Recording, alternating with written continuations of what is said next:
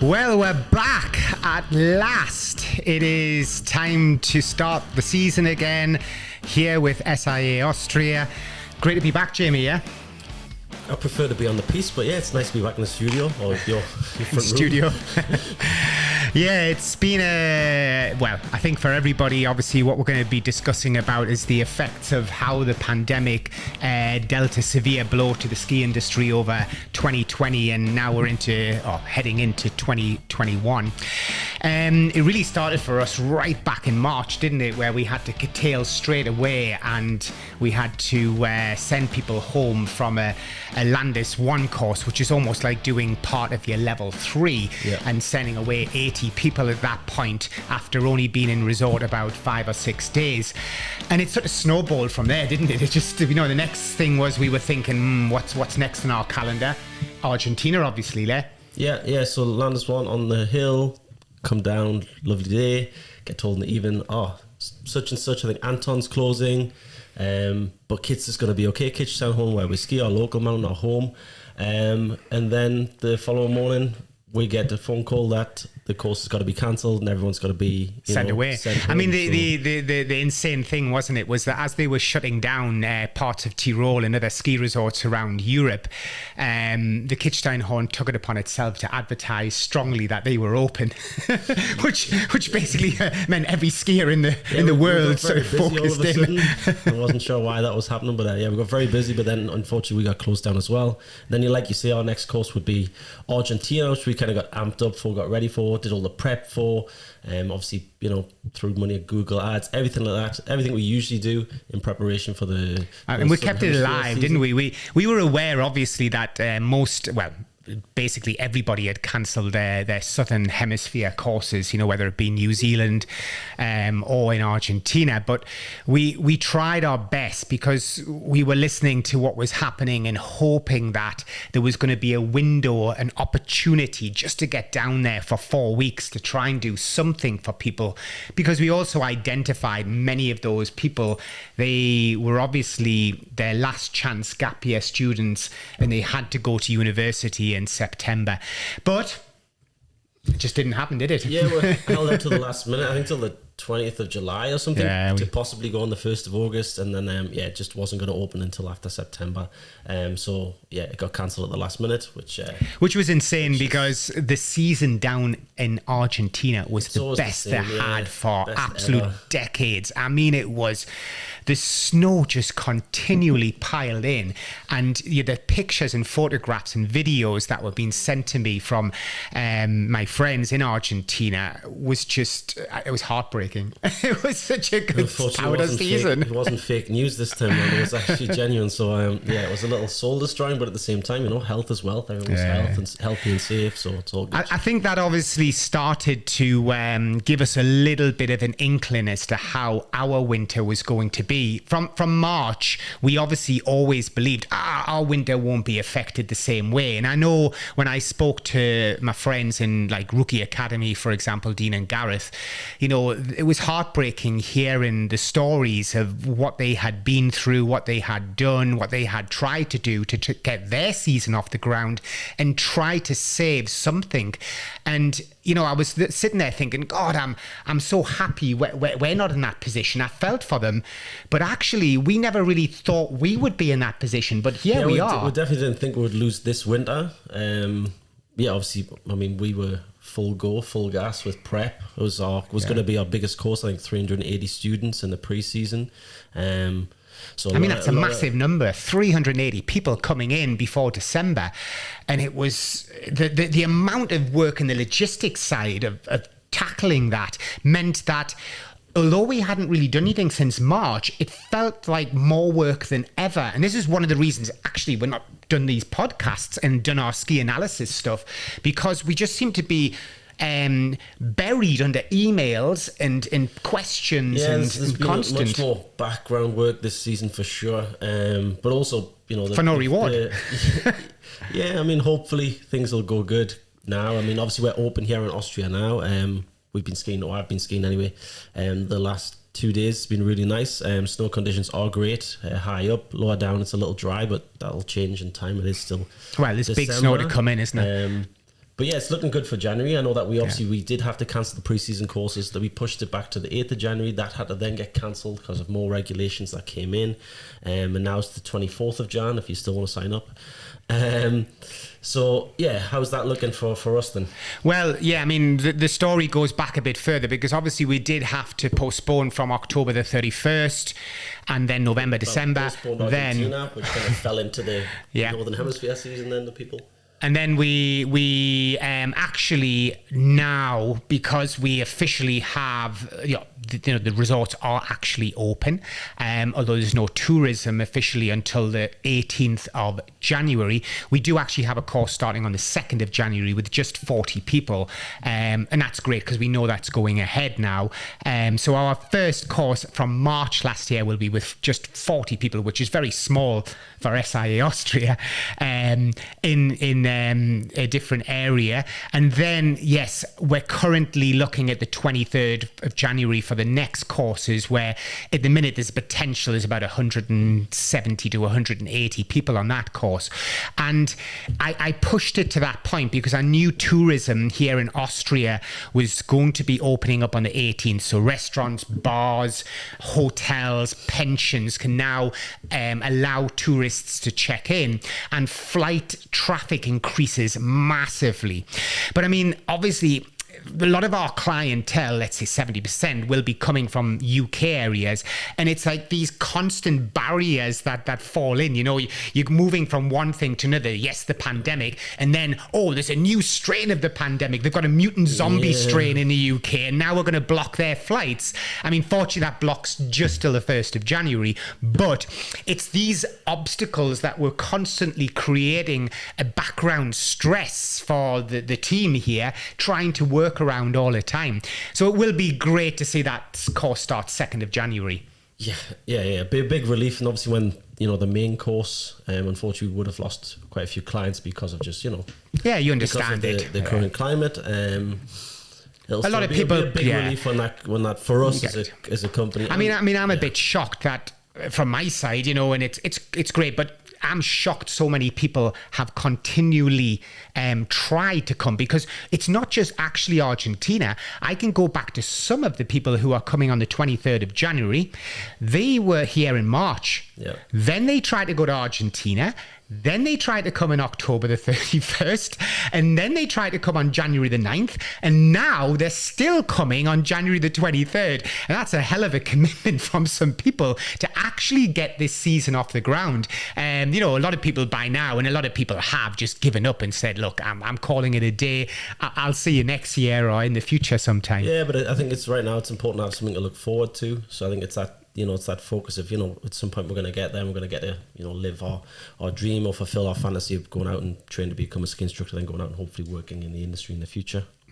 Yeah, absolutely. And that sort of brings you on to the fact that as we are getting into business and training these people up to become ski instructors, is what happens thereafter? Because what is, from the skiing industry, how devastated is it since the impact of the virus? So what was interesting, I think the communication between different areas, France, Italy, Germany, Austria, Switzerland, etc., it hasn't been the best. Everybody first had their different rules. Some people were shutting down very early, others were trying to remain open. And then on top of that, not only did you have different countries doing different things, but also different parts of the country, different counties, if you like, having different rules and regulations as to whether they could open, etc. And that has obviously made it very difficult for the ski industry. So I'm talking now more ski schools. So they would normally be hiring around December, would you say? Well, they'll be hiring probably in September, but people will be starting, I know, usually on the 12th of December here in Kaprun.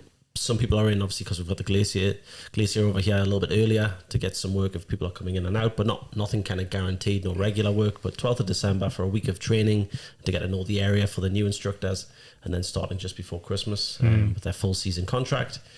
But that's kind of been pushed back from the 12th to the 24th, and the 24th to now the 18th for the instructors that I know locally, for them to start work. I mean, that's the problem. The guys who have been working in some ski schools for 10 to 20 years and more have been told, there's no work. Yeah, I mean, there's no work this season. One of our head snowboard coach is worked in Anton for years, and there's no position there for him at the moment. And he's he's high as you can, coach and boarder. And it's just the way the industry I think is. for so much insurity, in the industry at this moment. Obviously, there's always going to be snow or climate change. You never know, but at the moment, there's going to be snow. The lifts are opening. It's just whether people want to come and have the possibility to come. Yeah. And that's the issue. If those type of guys who are, the permanent, these fixed staff that they would normally have every single year are being told, hey, not at this minute, we can't promise anything, it's going to be very difficult then for these these instructors who maybe do it for one season or just it's something that they do as a gap year.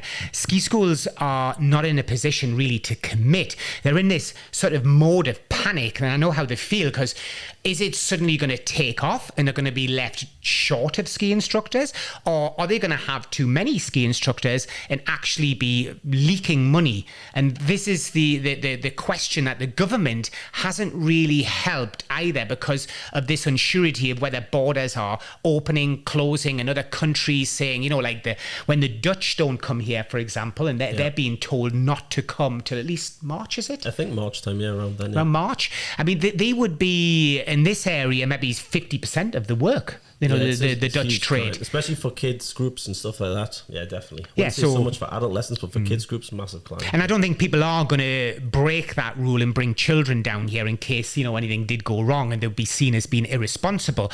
And also in certain regions as well. I don't know if it's going to go on for the whole season, but it's just private lessons at the moment and stuff like that as well. Yeah. Not allowing group lessons, or in certain parts it's a maximum of 6, whereas in previous seasons it would be a maximum of 12. And it goes on households as well. You can't mix households. There's a lot more rules and regs in place this season. And you can see why some of the resorts, I mean, for example, Saalbach hasn't even opened up yet, which is, whereas you've got Zellemzee running, you've got Kaprun here running, the Maiskogel, etc. in this area. Well, they're running for the people, aren't they? Because it is there will be running at a loss. They're not making a financial gain through opening this time. It's only locals really on the mountain. I've never really seen it as quiet on the hill. Not this time of year. It's a really nice experience, but at the same time it's a bit tragic. It's the first time when the kids honey can really let the ski run.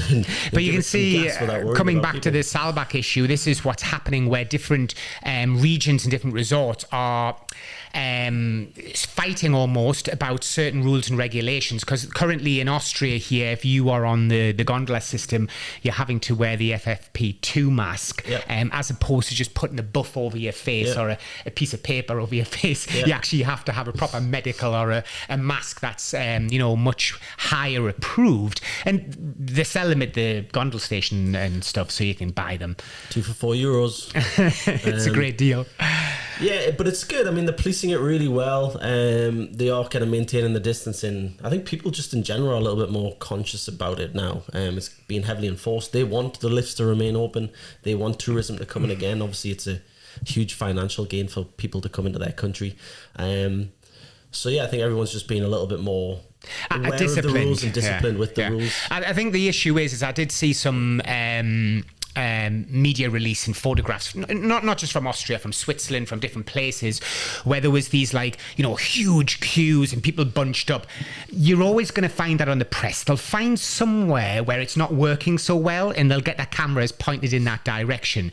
But as you rightly say, for example, here in Zellen and Kitzsteinhorn, there's no queues. You just walk straight into the lift, so therefore it doesn't really affect you. It's a glacier, so this time of year, especially coming into January, it can be -20, -30. It's like you don't get much traffic up there. During our January course, we would spend a day up there just for the quality of snow, but mainly in the lower resorts, where it's warmer. So you can always find quiet spots. I would always recommend, I mean, we were going to do a podcast about this on itself, but I would always recommend smaller resorts. There's much less traffic, especially if you're a bit worried about the whole pandemic side of things. You're going to bump into a lot less people.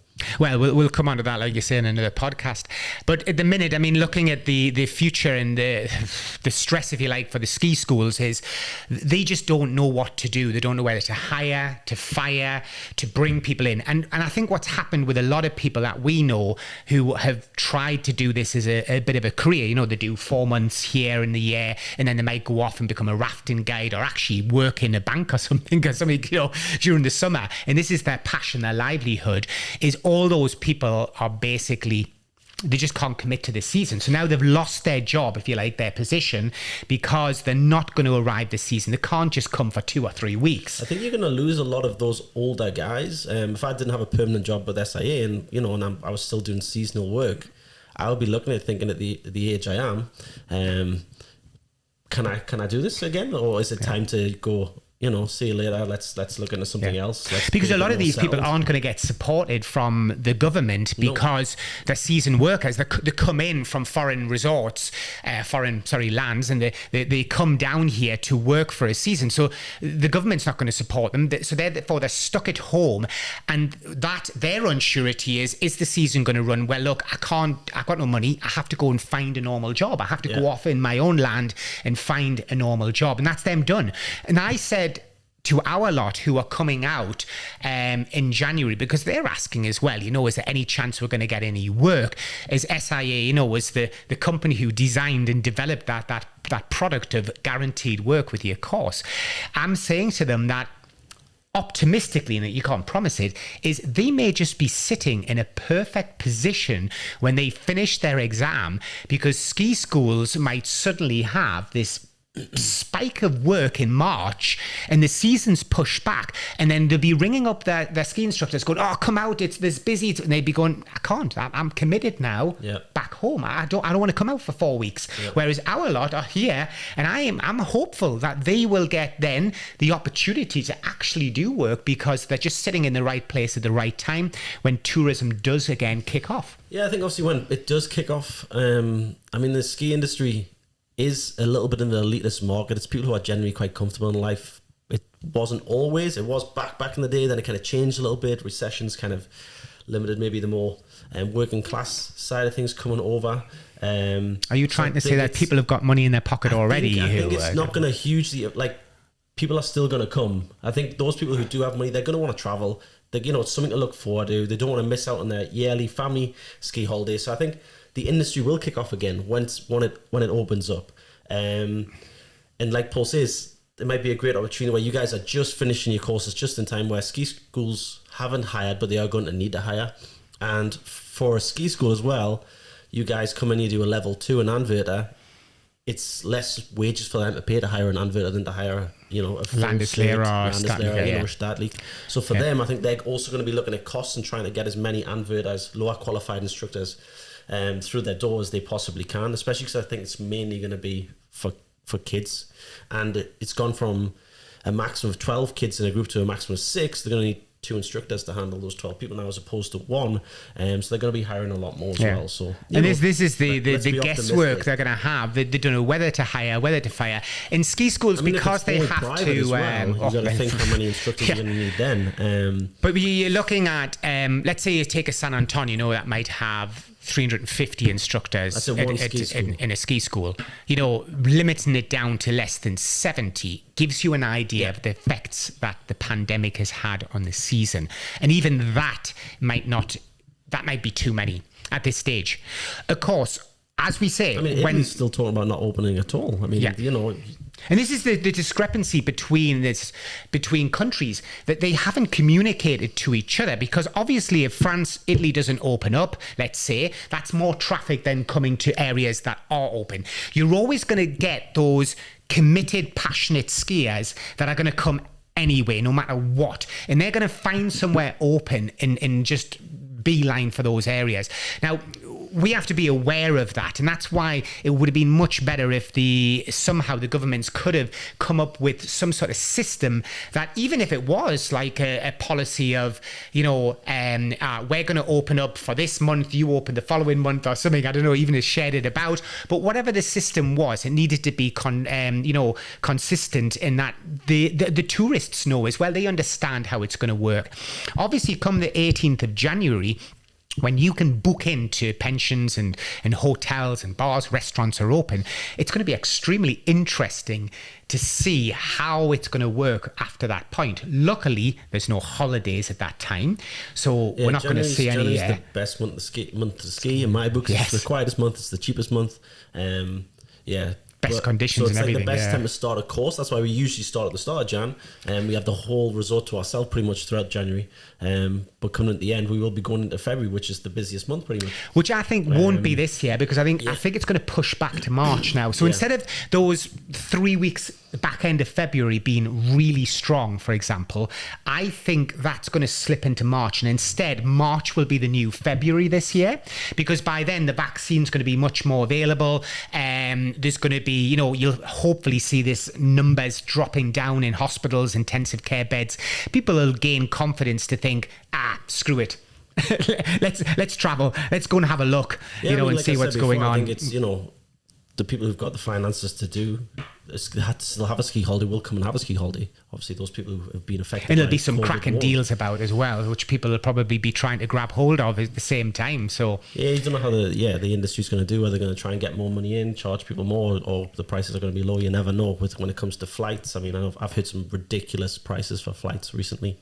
And that's typical of the flight companies, isn't it? I mean, everybody knows that during the pandemic, when they were shutting down, whether it be Tenerife or Portugal or whatever, these flight companies hiked the prices up with the knowledge of knowing that people had to fly no matter what. And also, interestingly, these flights who offer this flexibility, you can fly and rebook or have your money back and all this. And then you look at the small print, actually, there's a few little things in it that actually trip you up when you get involved in that sort of thing. But I do know that most operators now are having to recognize that they have to give flexibility. And look, Ski Instructor Academy, we're the leaders in flexibility. All we're doing is planning courses, cancelling courses, planning courses, cancelling courses, and constantly offering people either the option to refund or the option to rebook. And this is why we've been burnt out, because we're working for no outcome, no reward at the minute. And hopefully that will change as of this period in January coming up. It will change, for sure. It's going to happen. Yeah. Stay We're confident. Stay We're positive confident about it, for sure. Yeah, so I do feel for, the different ski schools around the area, not just the ski schools, but, the companies like Rookie Academy and us who are doing these ski instructor training courses. We lead the field in this, and it's been a challenging year. And I was, talking in general about business with somebody as well. And I was saying, from my side, nobody looks good in 2020. Even the best, biggest blue chip companies in the world, who, have tried their best to appease everybody, you're going to get bad feedback in 2020 a lot of the time, because people... and not that unreasonable people, Jamie. I just think that sometimes they're just not thinking of the big picture and how difficult it is when you're planning these things and having to then cancel them. The same as, look at companies like Ryanair, just going, you're not getting your money back for 6 months. Tough. It just shows you that it's a pandemic and people are just, Who cares about almost their reputation at the minute, because they're just having to keep their head above water. And it's so challenging to offer, the service you want at times, because, your arms, your hands are tied behind your back. Yeah, I mean, that's the thing this season is nobody's seen our final product. They've came in for either, we luckily had 2 weeks worth of clinics before the season started, which was successful, which was supposed to lead into the level 2 course, the main course, which unfortunately didn't happen, which kind of everybody started to arrive in, and then it got cancelled at the last second. We want to always give our best. So if people don't get the full experience of SIA, we're sorry. We feel disappointed, as well as not hopefully as well as you guys will. And we always want to give you guys what you want and what you've paid for. And that's been the challenge, I think, for all ski schools, ski companies, ski training companies, etc. It's a client as well. Obviously, there's a frustration there that they've paid for something and they're not receiving it. Yeah. And then they're going to come to you and complain about it when it's not your fault or our fault. We want to give you what you've paid for and more. It's just the way of the world right now. We are in a pandemic, and everything's it's the unknown. Everything's out of our hands. And I think from the, and I think most business people who are running companies, they know the importance of keeping your head above water and not putting yourself in a position that creates volatility within the business. So from my side, looking after SIA, first priority to me, and I know, you know, the guest or whatever is top priority, but not in my book. Staff were top priority. You have to look after your team and make sure the team have confidence and they understand that they're going to be fine through this pandemic. I'm not going to be laying them off or anything like that. And then on top of that, people who are booking courses in 2022 already, I need them to have confidence in the company and knowing that I'm not going to do anything stupid to, you know, put the company at risk. So, and other ski schools and other ski training companies will be the same. They have to look at things and think, right, I need to protect my interests now for the following season and not just be focused directly here on this season at the minute. And that's not to say you're going to cheat anybody out of anything this season, but you must give the confidence for the following years to come with a company as successful as SIA Austria is, you know, and that's been the balance that's always going to be difficult. Yeah, I mean, I can sympathize with the clients as well. Obviously, it's great, you know, good for the trainers. So, you know, they've got to look after your staff and got to look after that's, you know, that's your reputation. They ultimately represent they present our product to the clients. So it's really important that we look after them. But obviously, yeah, it's just been, I think, a tough year for everybody, me included, obviously yourself and everybody. So it's just people having a little bit more understanding. I feel like our side of things. I just mean in general. I mean, I feel like Barack Obama. You know, when I came into the presidency, I was all young looking, and now I've aged 10 years this year. It's been one of those years where you've aged a lot. Barack Obama's, but I still look cool, you know. But yeah, I just think it's what it is. What it is. It's 2020. It's kind of the year that nobody will forget, but everybody will kind of forget because there's been no landmarks, milestones during the year. It's been a bit. We need understanding, flexibility, and reason this year. You need to just have a step back all the time before you react. But just and that's important. It's very much out of everybody's control what's going on in the world right now. So it's just... Yeah. Well, talking about control, we're going to be picking up next time on another subject. We're going to be looking at the effects of Brexit on the ski industry. So another interesting topic. I probably won't be saying much because I don't watch the news too much. But we'll waffle on. Yeah. It's been great that you've joined us. We're so happy to be back again. It's the best ever, right? I mean, you know. Again, I prefer to be on snow, but you know, it's a nice second. Yeah. Join us on our next podcast. We can't wait to see you all again. Bye for now. Later, guys.